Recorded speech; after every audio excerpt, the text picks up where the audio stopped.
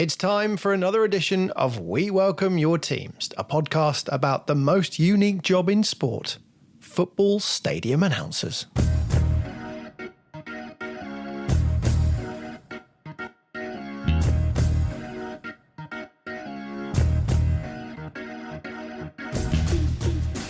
He forgot to turn my mic down. Oh, no. And I said to him, Alex, I'm just going for a pee. I bought a baby monitor, and the end that goes in the cot, I put in front of the commentator, and I had the other end so I could listen to his commentary. Yeah, when the fixture list comes out in the middle of June, you look at it and you think, well, that's a start. It might as well just be written in pencil, mightn't it? You know what I mean? So I just, wish them all a safe journey home. And I said, and take that bell with you. For the big finals and the big, the Club World Cup finals, the FIFA World Cup finals, why don't we do the whole Michael Buffer thing? Why don't we put the bow tie on? No one's going to go, do you know what? He didn't tell me what the attendance was. You don't go to the cinema and the cinema manager comes out at the end and says, well, thank you very much indeed for watching Avengers Endgame, and there were 342 of you in the cinema this afternoon. I'm having this vision, Mark. You've obviously got to do your link. You've got to press eject. Keep it flowing, your link. Turn it round. Start it and then wait for Simply the Best to kick in. Is that how it was? Absolutely spot on. That's brilliant, that's Yes, this is the podcast about those people whose job it is to speak on the tannoy at football. We count ourselves as some of the luckiest people in the game, and on this podcast, talk about how we got the job, why we love doing it, and the moments we've been part of for our respective clubs. Some of them amazing, some historic, and some just downright embarrassing. From the plate-spinning DJ/presenters to the professional gobs on sticks, there are loads of stories to tell from years of being part of the British institution that is a football match day. It's a job full of pressure, quirks, laughs, and amazement, and there's a good chance we'll muse over the finer details of the job that no normal fan would know even existed until now. Brought to you alongside the team behind the best music on match days, Shoot Music, this is We Welcome Your Teams.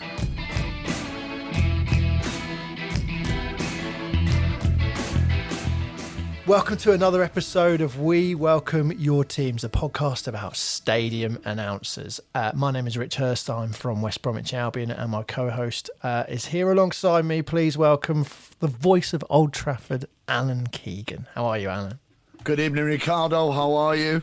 Very good, mate. Very good. I saw at the Arsenal game recently, Andy Stokes asks a very important question. He said, Alan, I saw you on the telly behind your lectern and noticed something behind you on the wall that looked like a mini fridge. Can you confirm, Alan, not only amongst all the perks you get of being at Man United, whether you get a mini fridge as well? Well, I can confirm that it was a mini fridge as such. One of those like an icebox mini fridge. Yeah. But it wasn't mine. It was part of the Arsenal setup, and their away guys, the away team guys, had it with drinks and all stuff in it.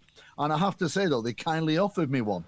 So it was the best of both worlds. It was very, very decent of them. So, nice. Yeah, very good. Hawkeye Andy, we should start calling it. Yeah, he's got an eye on it for sure. It was good, but no, doesn't belong to us, by the way. But okay. It was a fridge as such. Well spotted, Andy. Well spotted, that man.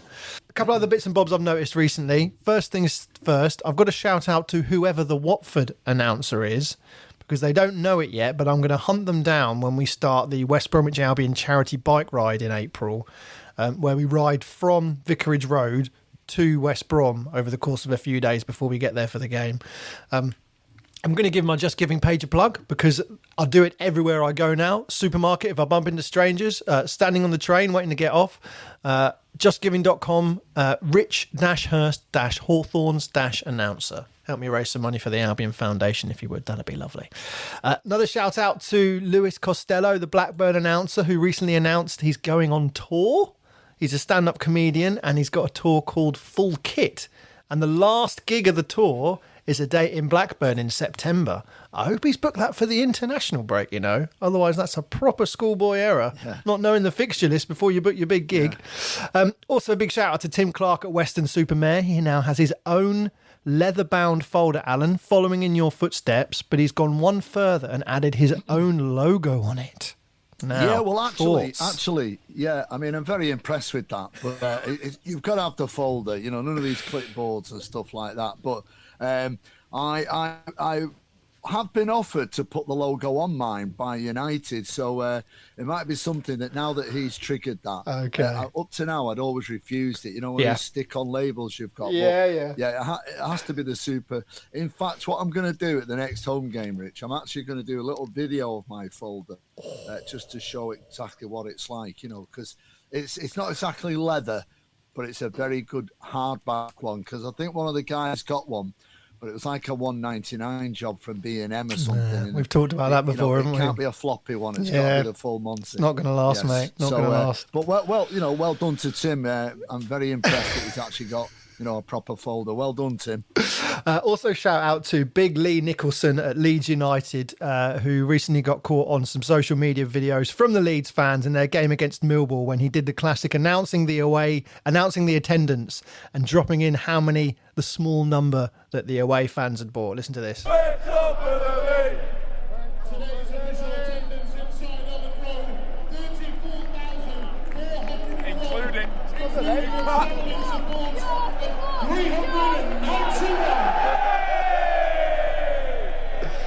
It does.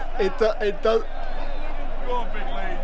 That's the thing I love about that the most. There's someone at the end of the clip goes, "Go on, Big Lee." They know what he's going to do. They know he's going to give the big up for the home crowd and then the small number for the away fans. We're not going to include it on the clip here, but obviously, as you can imagine, the Leeds fans start those usual chants of "Your support is, not very good." But in worse words. And finally, big shout out to Rob Byron and everyone at Newcastle United for their Carabao Cup win. Just, as much as we all, Newcastle became that club for everybody. Rob Byron and his assistant, or the guy who was doing the work for him that day, Steve Furnell, with Rob as his trusty mentor, might have had an amazing day out. So congratulations to all of them. A mate of mine actually sent me a little clip of Rob. It was just that, the away, the lads and all that they do, it's just a lovely little clip it was. And I sent it to Rob after the game and said, congratulations. Oh, magic. Yeah, well done. But yeah, well done to all of them and really chuffed for Rob and everyone involved. Right, before we speak to our main guest, I want to chat a little bit more about what it's like to cover for another announcer, because last month, Gareth from Newport County, who has been on the pod before, covered for me when I couldn't make West Brom's game against QPR. So I want to find out what it's like. And he no doubt wants a bit of feedback. So here he is. Gareth Hillier, how are you? How you doing, gents? I'm good. How are you boys? All the better for seeing you, mate. Absolutely. It's nearly a year since we've been together, I think. I know. It feels longer. How's everything going at County? Well, we maybe don't talk about the football right now. Oh, okay. All right. Fair enough. It's okay. It's okay. Not many We're home safe. goals at the minute? Yeah, we're doing okay. We're safe at the moment. It's been nothing too exciting, but yeah, I'm optimistic. We'll see what next season brings. Obviously, Gareth is famous for what I think is still the most famous added minutes announcement, sponsored added minutes announcement, which is, of course, with Rob Santritz, carpets and World of Carpets. Not World just of any Carpets. World of Carpets. See, not quite that famous yet. Yeah. Rob Santritz, World of Carpets. And, of course, the big free gripper line. I know. It's amazing. So all the other advertisers maybe really wanting a little bit more bang for their buck, so to speak. Oh, you've set yourself a rod for your own back there. That's brilliant. Well, we've got you here to talk about covering something that Al's done a good few times. I've never done it that way, but of course, Gaz, you covered for me at a game recently at the Hawthorns, which is a very reassuring feeling, but also still just very odd. Very odd indeed. So you covered for me at that. Is this like the appraisal, the review? You failed. That's why you've been brought on, Alan. Yeah, I'm like VAR for this to check how you did. When did you get it over the line and did you pass? Well, a couple of the guys there did record all the announcements, so I thought we'd go through them. No, I'm only joking. Yeah. But yeah, so Gaz, I wanted to talk about covering. How did it feel? So I'll be honest. At first, I was with my wife, and I was like, Rich just said about it, and I was like, I don't think I can do it. And she was like, I think you should. And she actually became the driving force. She was like, give it a go. It'll be fun. Something a little bit different. So, so said yes. And then kind of thought, actually, you kind of get so used to your own local place. And then you start panicking because we laugh about things like Rob Santos, World of Carpet. You're like, okay, what works in League Two in your local club, the team you support, maybe won't translate to like West Bromwich. Well, so you get a bit nervous. I have to apologise, really. There is an extreme lack of sponsored anything, no subs, no added minutes, no goals, anything like that. There's no goal music. I suppose it is a very different, I don't know, it's just a very different setup, I guess, isn't it? Yeah. It is, but it's funny when the fourth official came up, because I think one of the biggest differences, mate, is the position. I think when we've been on this pod before, we talked about where I am and you're waiting for the fourth official to put up and then you're busy writing it down and then reading it out. But being positioned right down pitch side, literally with the fourth official right in front of you, like I had to do everything before it went up. Please remind, do not say Rob Santos. Do not say Rob Santos.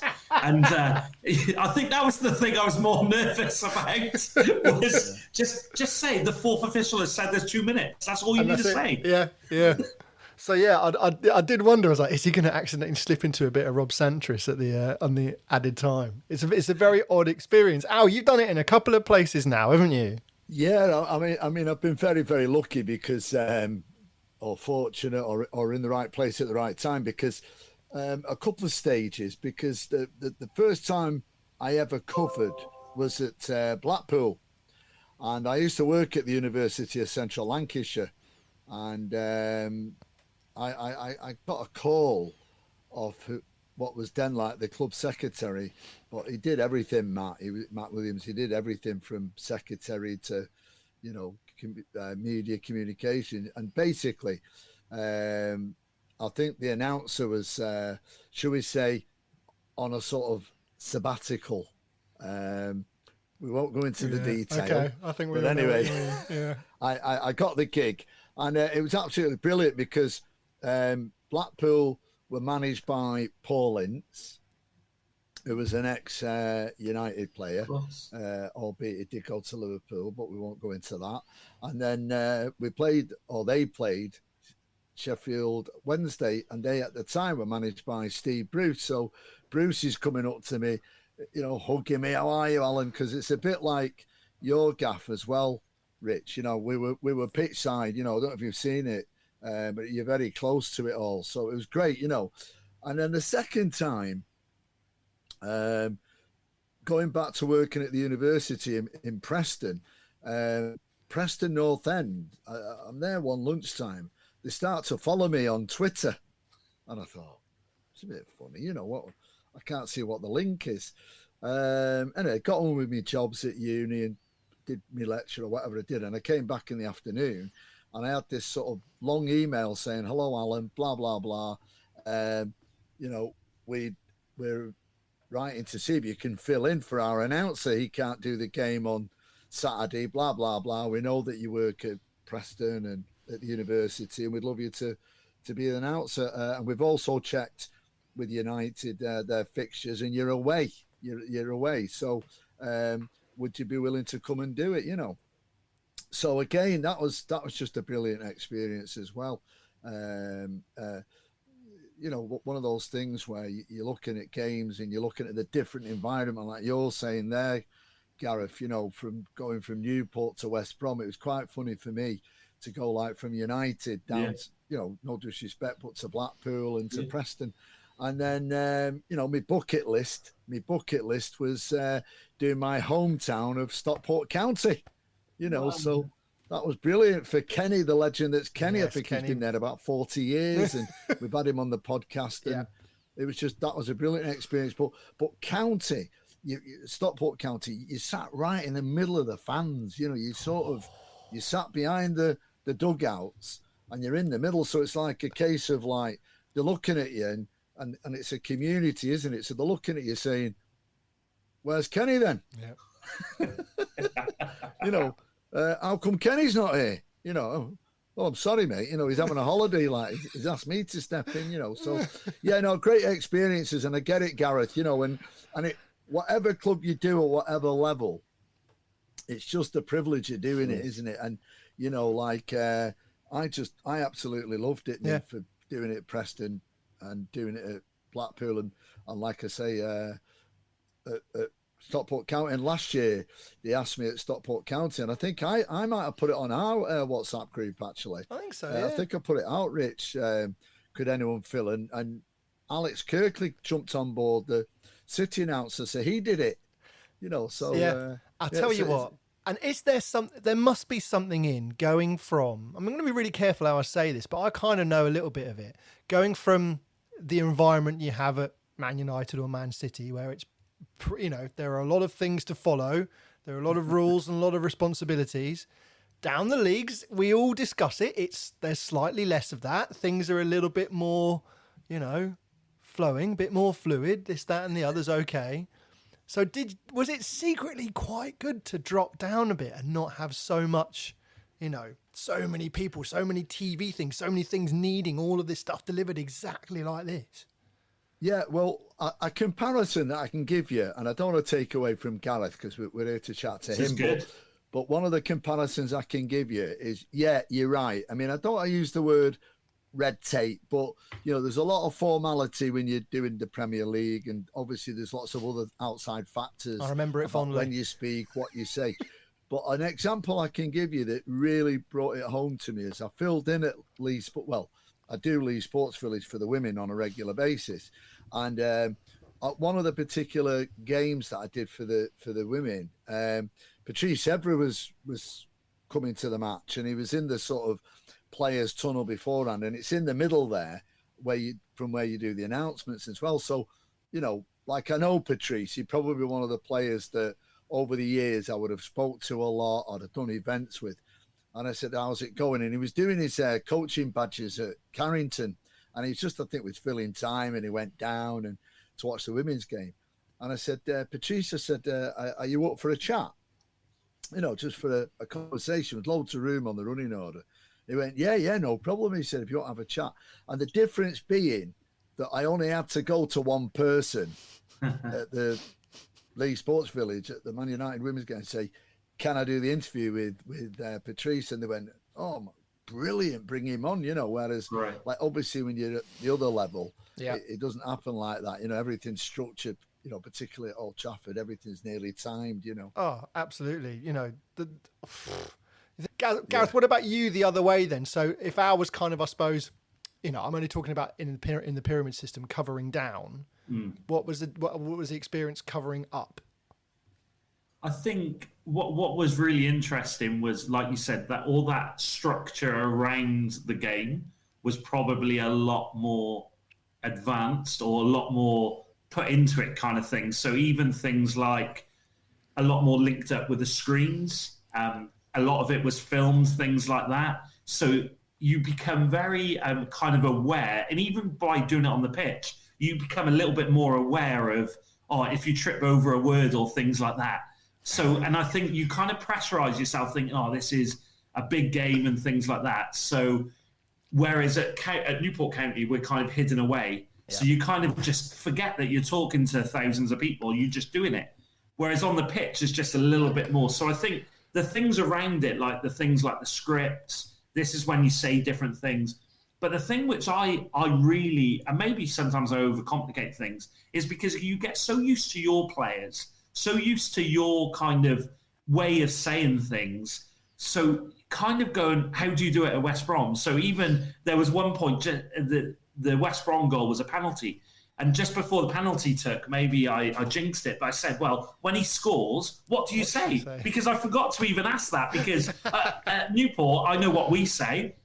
And then it's funny, I asked the two ladies who were standing with me, and they were like, is it goal to the Albion? Or is it goal to West Bromwich Albion? Or is it goal to the Baggies kind of thing? And I was like, I don't know. I've never been here. And they're like, well, Rich just does it. So I'm like, okay. And then I was like, oh, I'll say goal to West Bromwich Albion. Then they were like, oh no, let's say goal to the Albion. I was like, okay. So it's things like that. Yeah. You kind of think, you get even as simple as at Newport County, we announce things like attendance, man of the match, all these kind of things. So I'm like, when am I getting this information? And they're like, we don't announce those things. No. I'm like, oh, great. Yeah. So it's just finding the different. And for me, the biggest thing I said to them at the start was, because they were like, do you want a script or do you want to add your own things? And I was like, hey, you tell me what to say, because I'm just kind of caretaking. I don't want to kind of be, in one sense, I don't want people sitting on the stand and going, oh, someone's so different today. Like, I wanted it to be like, hey, this is just like any other week. Hang on. So tell me how to say it. They said you could go off script. What's going on here? I did your introduction, though, about the different stands. So you did that just before kickoff. Nice. Your like wisdom. That. Yeah, nice. Like that. Good. Okay, that's interesting. Did either of you take anything back from your covering anywhere that you do at your home ground? I suppose it's a bit trickier for you, Al, I guess, because those kind of things don't really fly as much, again, at that level. I mean, it'd be interesting to look at that from the other point of view. Yeah. Like, it was brilliant doing county. The freedom was immense. I sort of sent them my running order. I have to say, Kenny was dead helpful. Yeah. And he sort of showed me they do have a structure. It wasn't just go in and pick the mic up and make it up. There was a structure, and Kenny was very, very helpful. But certain things like it was the freedom. But you see, with me, like, obviously you guys are probably used to this, but with me, I've got, like, when we're playing music, I've got an earpiece and straight up to the PA room. Here, you were nearly like picking up a phone, and going over to like a sort of building that I could see over there on the far corner, and then there was a walkie-talkie, and it was a different structure and everything, like if I did it now again, because I think I've only done it once. If I did it again, I'd be more ready for it, because it was a little bit, sort of flying by the seat of your pants thing. But it was, I loved it. I absolutely loved it, and it was great. Like, some of the response on Twitter, bring back Kenny, all's forgiven, Just reminded me, I read about this afterwards. So for ages, we've been talking about doing stuff at half time, and eventually we've got to the little Baggy Birds penalty thing this year. Baggy Birds sort of free kick game this year against the mascot. And then I find out that the one game I miss, you have like what can only be described as like Who Wants to Be a Millionaire pitch side. You got like a quiz with buzzers. I hosted my own game show. A game show on the blooming pitch side, which I've been crying out for years to have something like that. And then the one game I'm not there, Gareth turns up and they get the buzzers out. They got people on the side of the pitch. Incredible. And obviously since I've been back, nothing. We're just back to kicking balls at the bird. Unbelievable. I love that. I love the game show. It was good fun. Oh, bring that back. Blooming heck. It did. I felt like a TV presenter. It was great. I'm glad you enjoyed it. And you're so right. It does. You always take something away, don't you, about wherever you go. If you go and ever get to cover someone else like that, anyone else in the group who's thinking about doing it, you'd wholeheartedly say doing it, wouldn't you? Because, just even if it's just a one-off, you take something back every time, don't you? 100%. I think it's just good to see different things. And I think that's the key to life, isn't it? Is we become so familiar with things, and that's great, and we get comfortable, but we need to see outside and be part of those things. Just on one point, Gareth, were you nervous? Yeah, really nervous. Right. Did you? I did not eat. Ask my wife. That is a rare occasion. I did not eat because I was very nervous. I think I was nervous because of the different elements. So things like hospitality, then the quiz show, all these kind of things. Yeah. You're a bit like, okay, I was very nervous. It's a lot to throw on you. Did you go down the night before and stay, or did you go in the morning? So we drove up in the morning because in the end, it only took us like 90 minutes to get there. It was an absolute dream to just drive up. And we ended up, we got to the stadium like before midday. And what's funny is friends of mine are laughing because they see pictures of my wife. She's just sitting in hospitality. She's being walked around, and like, and I haven't eaten all day. So she just loved seeing that part and being part of that. Whereas I think I was just very nervous, and like even to the point before the game, I was interviewing some of the women's team, and I tripped up on a few names. I don't know if you've heard about this, Rich. Oh no, nothing's come back, mate. But my wife was dying laughing in the corner, and then after that, walk into the stadium to do the match day. So she didn't wait until after. So I think this added to the nerves. She was like, the coach is called Siobhan, the women's coach, and she said at the end, I said, thanks, and then I panicked. I couldn't remember her name. Yeah. So I quickly looked through the script, and she says that I said, thanks, Soporn. So I called it Soporn. It is because it's the way it's spelled, isn't it? She's one of those. It's like it's spelled C-O-ban. That didn't add to the that added to the nerves. But honestly, after the first announcement, you kind of get into it, and in the end, you're like, oh my goodness, you're in your space. You get to do this. Yeah, you're in your space. No, it's so true. It's so true. So yeah, maybe it's a thing. Everyone should announce up and down at least once in their career. Yeah. Absolutely. Yeah. Well, for most people, announcing up is getting to Wembley, but I'm not even going to talk about that. This is the year, Rick. Come on, Rich. Oh God! So they're doing it again. They're doing their best to throw it away at the last minute. You watch. We've got Coventry, Sunderland, and Bristol City all to play in the next sort of month. So that we'll know either way because Come on, mate. It's my wedding anniversary is obviously 4 days after the playoff final. But you've become our championship team anyway. There's a whole bunch of us in Newport now who, like, a couple of mates came up for the game as well. That's awesome. So they were like, come on. So they bought tickets on the day and drove up, and they managed to get seats just behind the bench as well. So they were sitting well near me, so it was really good. I want to let my missus and my mates know about this. If you want to come as guest of the announcer, you get a tour of the stadium, you get to sit in hospitality, you're behind the bench, there are hot seats. Exactly. Wow. Mate, the mate of mine ordered me, he just gave me last week, little West Brom emblems for my Crocs. So I am officially West Brom, bro. This is what could happen. Yeah, Alan, have you not kept any sort of like Preston or Stockport bits at home then? You'll have some Stockport bits, obviously. Yeah, actually, I have. The Preston ones, they gave me a tie that they wanted me to wear with it. So I kept the tie. And then the Blackpool one, because it was the novelty of Incy being the manager and everything. My wife actually got it put in a frame for me, the programme and the team sheet and a photograph of me pitch side, because the local Blackpool Gazette or whatever it's called, they did a feature on it, like I was a visiting announcer. So my wife got it put in a frame and that. So it's I love it. Yeah, nice little memory of it as well. Love it. But great day. That's so and cool. wherever I've covered, they've always won. Oh, come on. Yeah, all 3 won. Whatever I've covered, County, Blackpool and Preston. Bring it on. The more I think about it, the more the game I handed to Gareth was like the busiest game of the season. I've honestly, as I saw, because obviously they were still CCing me on all the stuff they were sending over to you. So it's kind of like, we've got the pre-match Q&A with the legends. Then it's International Women's Day, which has got some stuff as well, which we don't normally do, obviously. Then you got all your match day stuff. Then you got the quiz at halftime as well, which is brand new. Then you got all the post after stuff as well. And the game, home team score a penalty, red card just before halftime, or just whatever it was just after halftime, and then 9 minutes of injury time, clinging on to a 1-0 lead.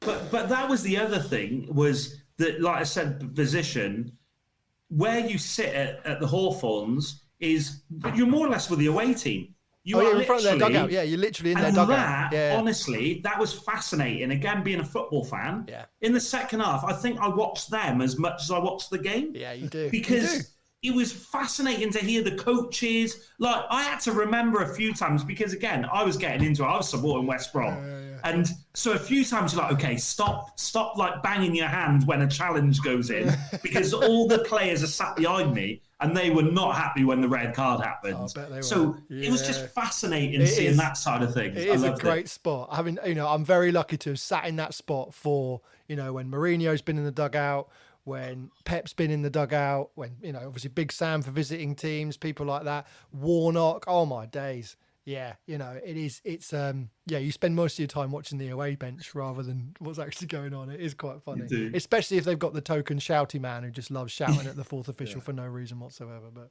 we won't go into that. Gaz, good to see you, mate. You're still. I can confirm you're still top of the list for. Not that I'm hoping there's another game anytime soon, but you never know. Count me in. It can be my once a year thing, and hopefully I can put on my Twitter like Alan. Never lost a game when I'm an away announcer. I like it. That is a great claim. You did an Instagram story of the day. Just remind us of your Instagram again, so people can go and have a look. Oh, that's a great question. I don't know what my Instagram is. Okay. let me tell you. Did the wife do that as well? I should know these things, shouldn't I? It's like Gareth Hillier on Instagram. It's just Gareth Hillier. Okay. Yeah, you'll find me. Awesome. Nice. See you later, Paul. All the very best. Thank you, gents. All the best for the rest of the season. And you, mate. Bye-bye. Ta-da. Right, Alan, it's time to introduce our guest this week. If you would do the honours, please, and we'll play the music his team walks out to. Officially, the youngest stadium announcer we've ever interviewed, and possibly the youngest in the UK right now. From Hemel Hempsted, please welcome Will Beasley.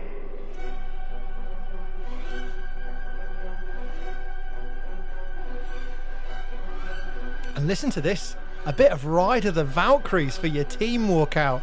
Will, how are you? Welcome to the podcast, mate. This is quite something to have your team walking out to, isn't it? Oh, yeah, no, every time. I mean, it's not my personal choice. I wouldn't walk out to it, but thank you both for having me on. It's a pleasure to be here. Good to have you. So tell us about how Ride of the Valkyries goes down with the crowd at Hemel Hempsted then.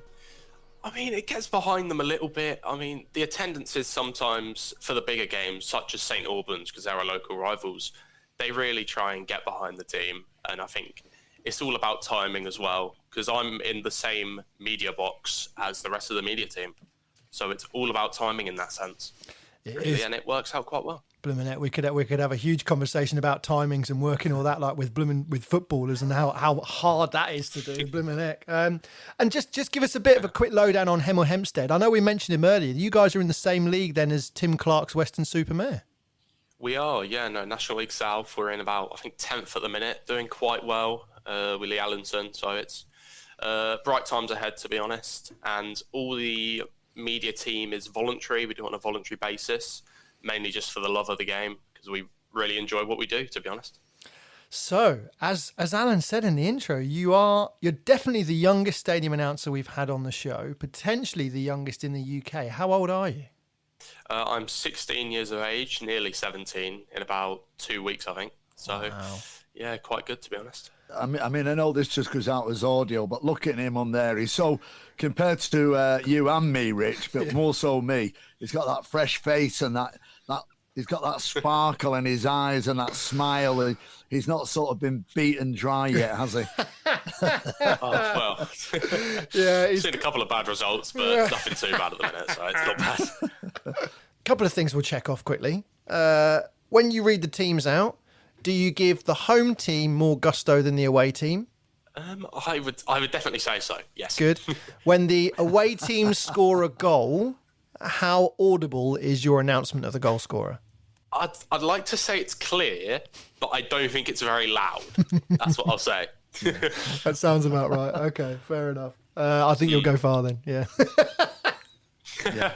Just remember them, but any little bias you can give the home team, make sure you slip it in there. So how did you get the gig, Will? I mean, I'm so interested in the voluntary bit and everything else that goes with that. But how does a young 16-year-old actually climb that ladder and get the gig? So what I was doing is I was sitting down one day during summer. I just finished my GCSEs, actually. So I was sitting down, emailing different clubs about any opportunities you may have. Do you have any vacancies? Things like that, you know. Not massive clubs at the top. It's clubs like National League level, National League South, maybe League Two, and local clubs that I could actually get to. And the secretary of Hemel, Dean Chance, passed it on to the general manager, Dan Fennell, who's no longer here. And he then said, we're actually looking for a stadium announcer. So why don't you come down on a Monday and, try your hand at this thing? had a little trial run, announced the teams about 5 times, and I think I really connected with it, and I did a good enough job for him to give me the job itself. So I felt like it went really well. What was that? Well done. Good for you. Bit of initiative. Yeah, I like that. Absolutely. And you did. So your audition, as it was just that. Was it just doing the team readouts? It was, yeah. No, he gave me like a tour of the media box and all the things that they get up to at Hemel, and it was more just a team readout. And he wanted me to do it about 5 times, and then he listened to one of them and said, "Yeah, you're perfect for what we're looking for, and you're perfect for the job." So it worked really well. So what sort of style would you say you did that readout in? What did you know about stadium announcing before you got the job? Well, obviously, I've been to quite a lot of football games prior, and I'd more just listen to what they do and whatnot and try to just copy it off that basis. And it worked out quite well in the end. Which other grounds were they? I'm just wondering if it's anyone in the announcers group who can claim they influenced you. Well, it is mainly Watford, to be fair, as I'm a Watford fan. Oh. So it's mainly Watford, but I've been to many away games, so I have heard many types of announcers. You haven't been to West Brom, have you? I have. I've been there once, and I'm going there on the 12th of April, actually. The 12th of April, which is when the bike ride I was talking about earlier finishes. There's some symmetry going on here that I can tell you, was not planned. Wow. But should have been. Should have made it sound like it was, eh? Yeah. Oh, no.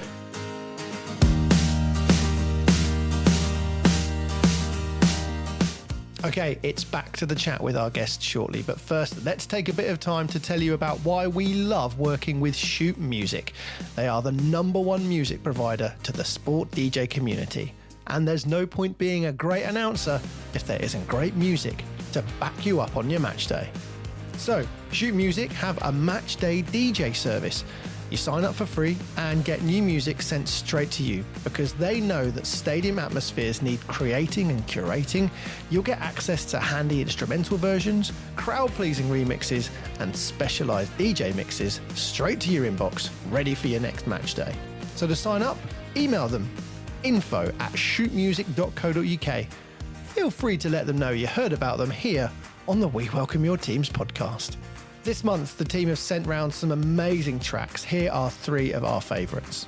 So, first tune for this episode comes from one of Scotland's most exciting emerging singer-songwriters. It's PG Chioletta, and this is his single, Freedom. I'm gonna pack my bags, leave this town, chase the wind where freedom's found. Next up, it's the new single from Cardinal Black, who are a Welsh-formed trio of guitarist Chris Buck, drummer Adam Roberts, and frontman Tom Hollister. And we absolutely love his voice. This tune is called Keep On Running.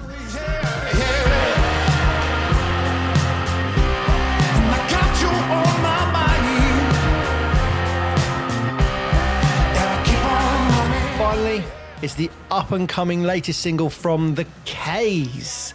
It's a tune called Gravestone, which is taken from their upcoming second album, Pretty on the Internet. That's out at the end of June this year. Here is a little bit of Gravestone.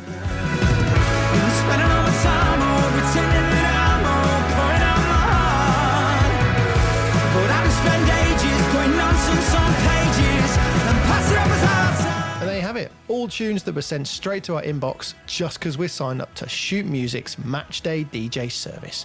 Perfect for announcers looking for new tunes to add to their Matchday playlist or recommendations to pass on to that person in charge of Matchday music. Shoot will also support the great job announcers are doing with social media plugs and interviews with them as well. Plus, they're always looking for that next artist/club collaboration that could involve your team. And remember to see which tunes are doing the business at sports stadia around the world. Check out the Stadium Chart. There's a new one published every month. Okay, that's plenty for now about the great job Shoot Music do. Let's get you back to our guests with this episode of We Welcome Your Teams. Yeah, so one of the things I'm interested in, Will, with this is that learning curve. I mean, your first game, what was the preparation? Had you had any rehearsals with regards running orders? You know, who does the music? Is there anyone guiding you, or is it just, one man or one young boy, one young man, and his microphone, and I presume your clipboard. Yeah, so there was a first game, which was a friendly, I think, against Rayners Lane. That was my first non-official game.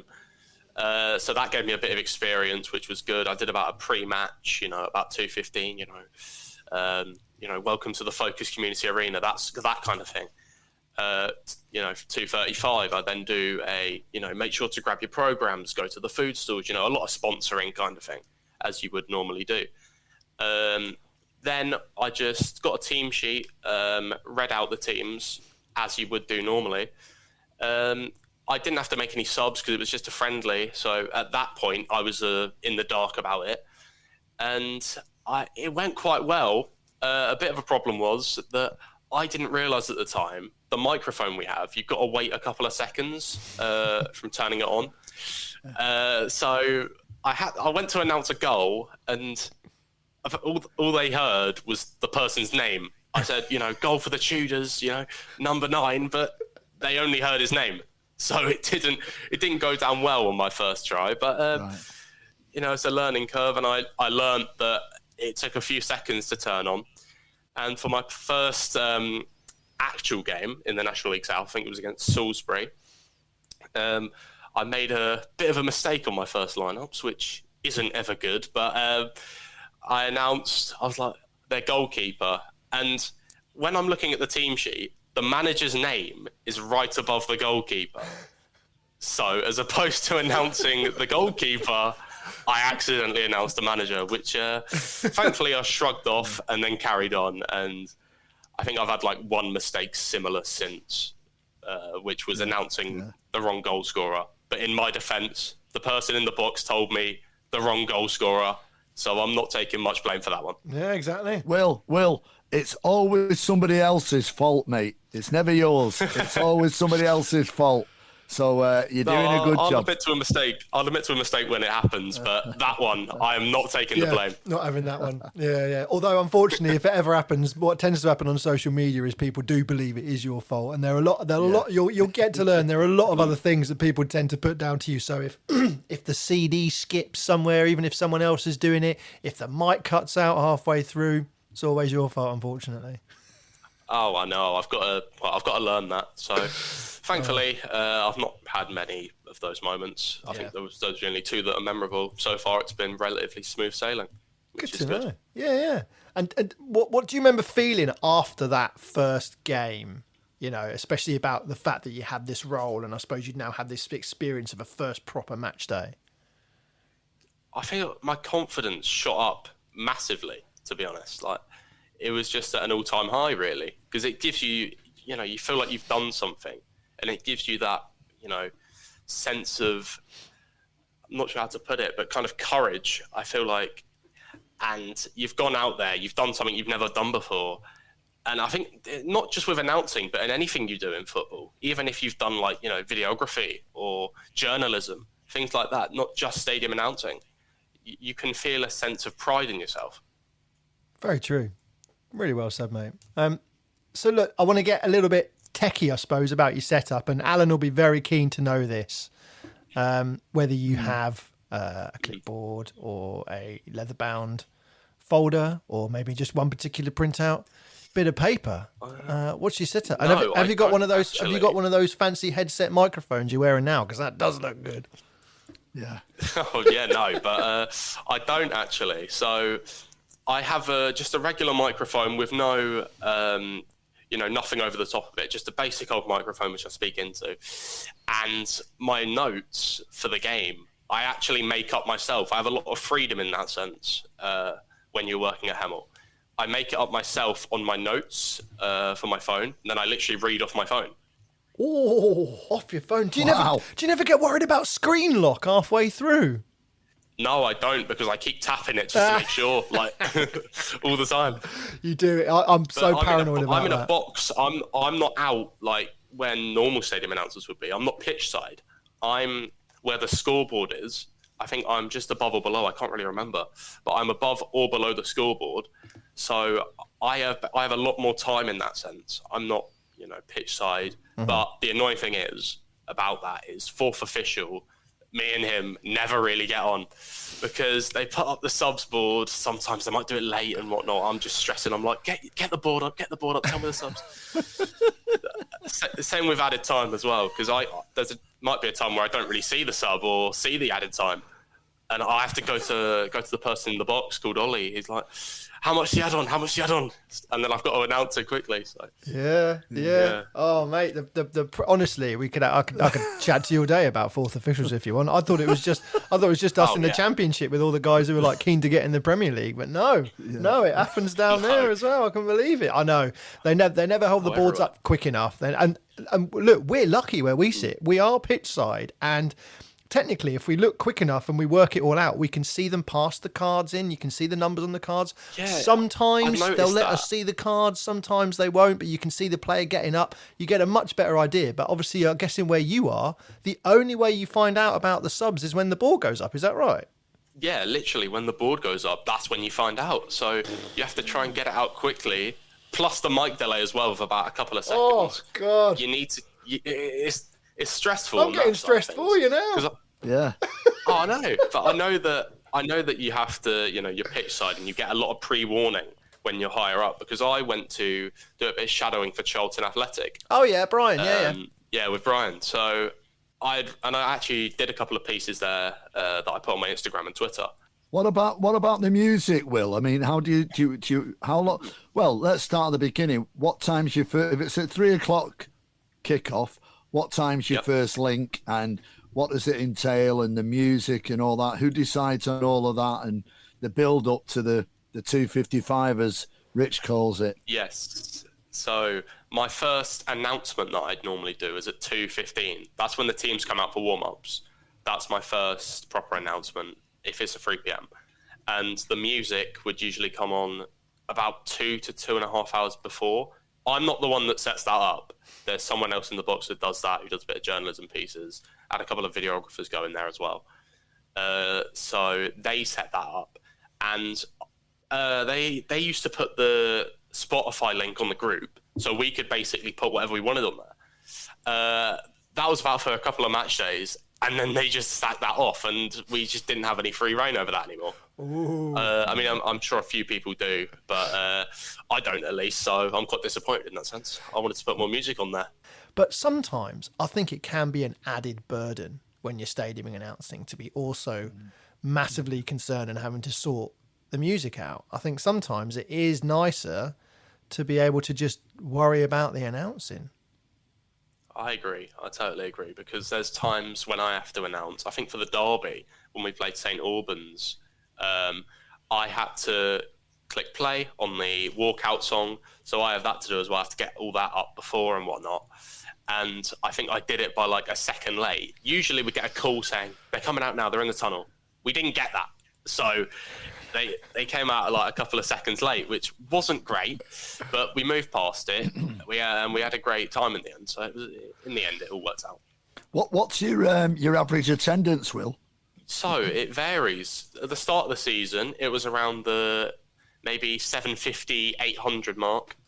Then by Christmas time, we had St Albans. We didn't know what the exact attendance for that was, because the game got called off after 60 minutes because of the floodlight going out. Oh. By the way, I had to put an announcement out saying, "Oh, the floodlight's gone out," or there was a power cut, so the power's gone out. And then I had to say, "Game's been abandoned," massive apologies kind of thing. It's something that I wouldn't wish upon anyone, because as soon as I did that, there were a few boos ringing. Yeah, that's what we're getting at. They'll still blame the stadium announcer for it.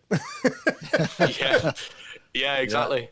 But to go back to your question on attendance, for the rearranged St Albans game, that was about 1,500, which is definitely the most I've announced in front of. So that was really good to see. And sometimes we've gotten, since then, about 800. And then we had non-league day. And that was the first time I went out onto the pitch to do a half-time penalty shootout. Oh, did you enjoy it? In the whole build-up, I was quite nervous. But in the end, I did enjoy it. I mean, there wasn't some very good penalties in there, but I still did enjoy it.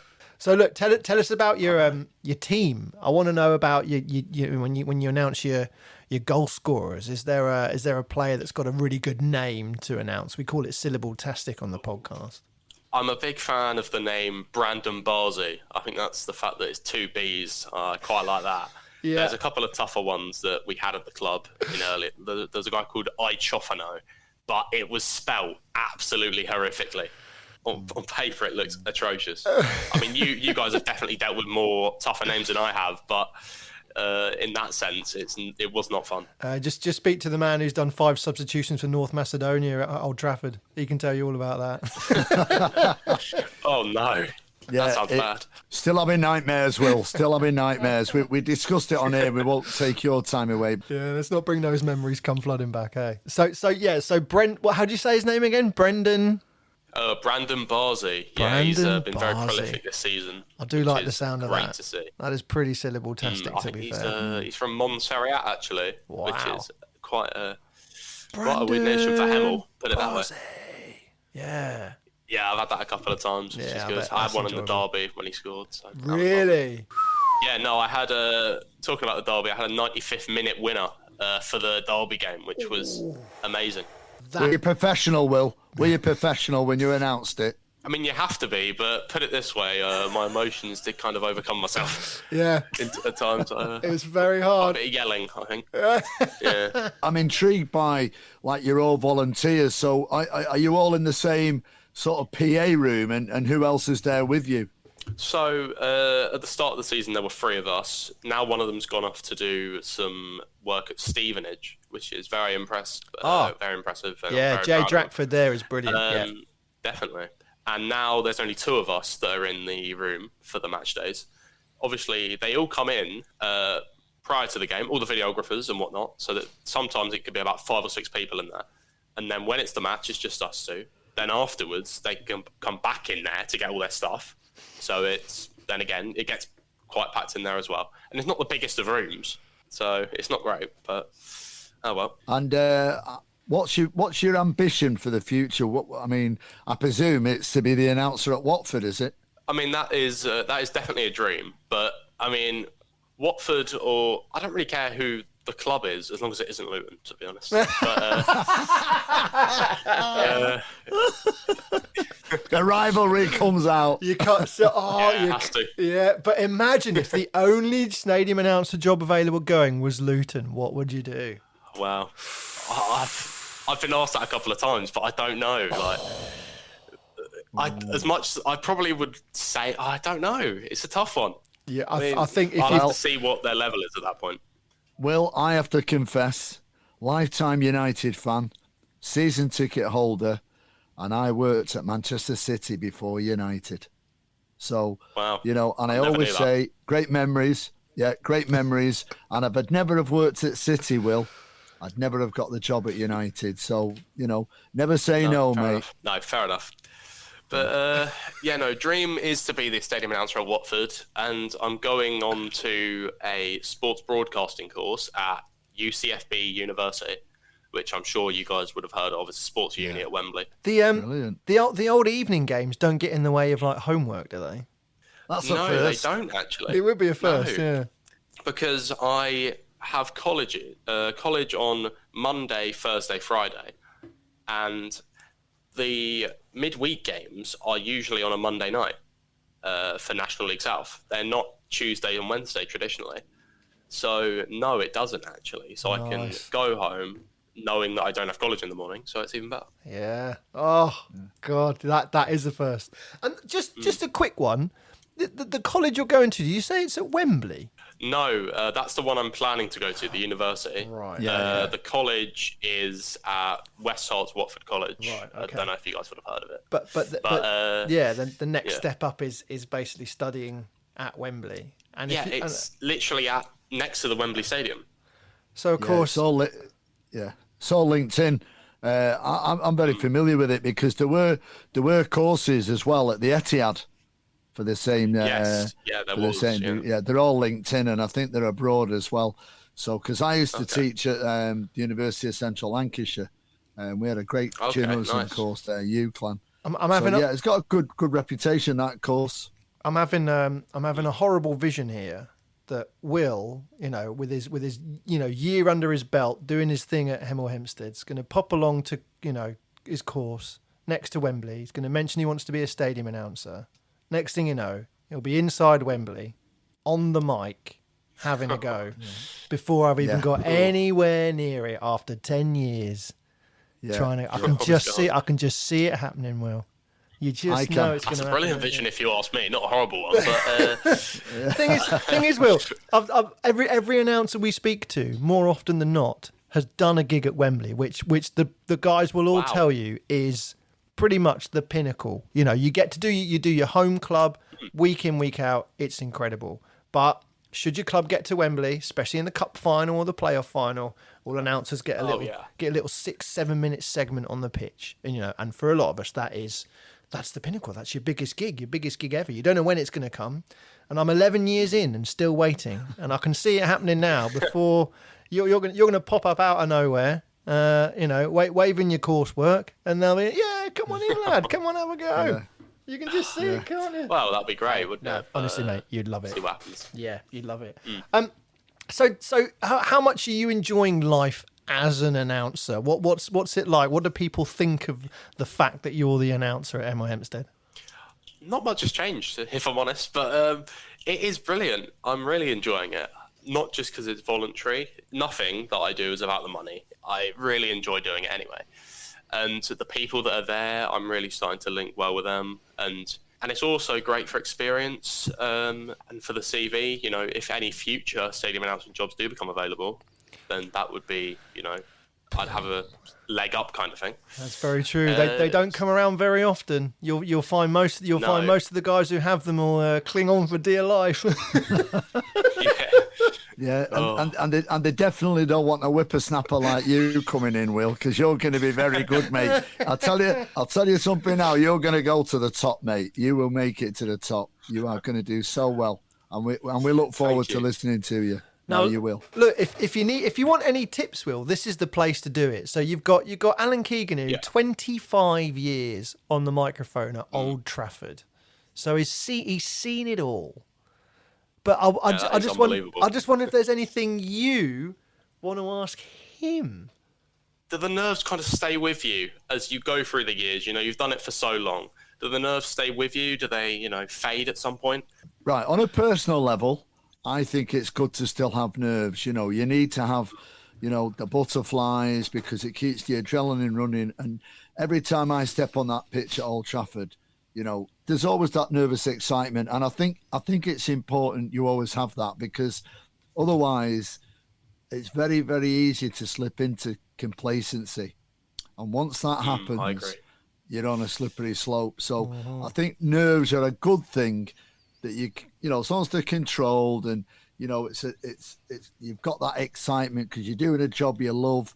It's great. It's great to hear you say you did it voluntary. I started off doing voluntary work many, many years ago at Man City and stuff like that. And, you just never know where it's going to lead. So, yeah, nervous excitement. I think it's always a good thing. Absolutely. What, do you agree with that, Rich? Do you think that's a 100%? 100%. If you don't feel those little nerves when, in my case, you're standing there surrounded by the kids at 2:15, if you're not standing there, surrounded by the mascots, with both Baggy Bird and Boiler Man standing behind you, the camera facing you, and the floor manager going 5, 4, 3. If you don't get that, you're in the wrong gig. If you don't get it at that point, every match, you're in the wrong gig because that's where the buzz comes. That's where the buzz comes. And the other moment is when your floor manager is looking down the tunnel, the team start walking, and she says to you, go, go, go. And you roll out your big pre-match message. What do you say just before the teams walk out? Just before the teams walk out, I don't really say anything, actually, before the teams walk out, as opposed to my announcement that I do at 2:35. No way. So as the players walk out, there's no kind of like, ladies and gentlemen, please welcome your teams?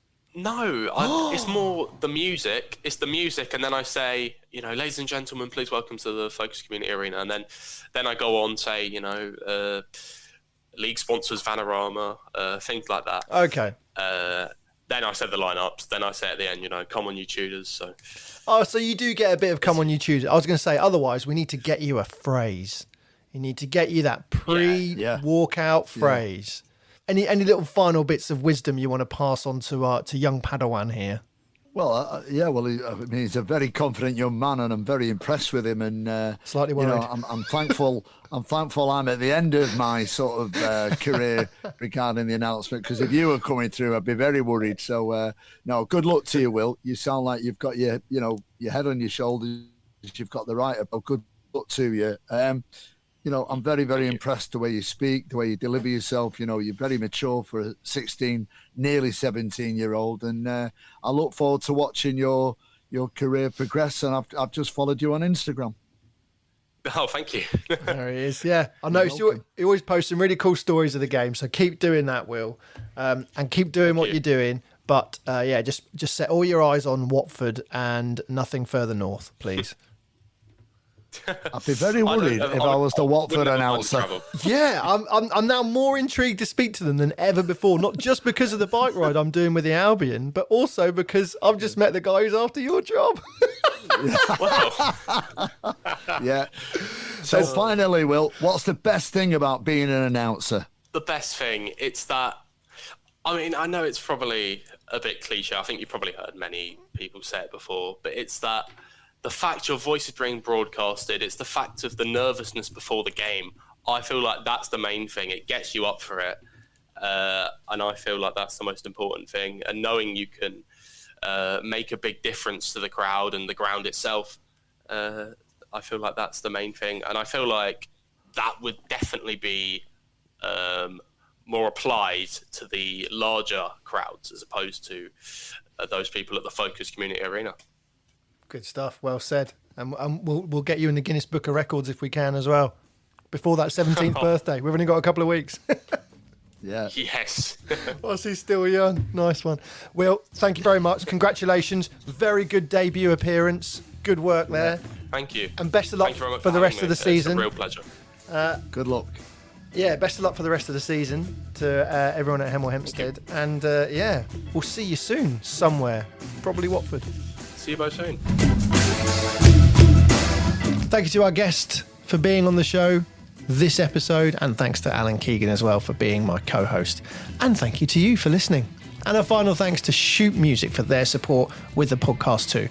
Remember, they're looking for more matchday DJs and announcers who want their free matchday DJ music service, where you get new music and special versions to add to matchday playlists. Their email is info@shootmusic.co.uk.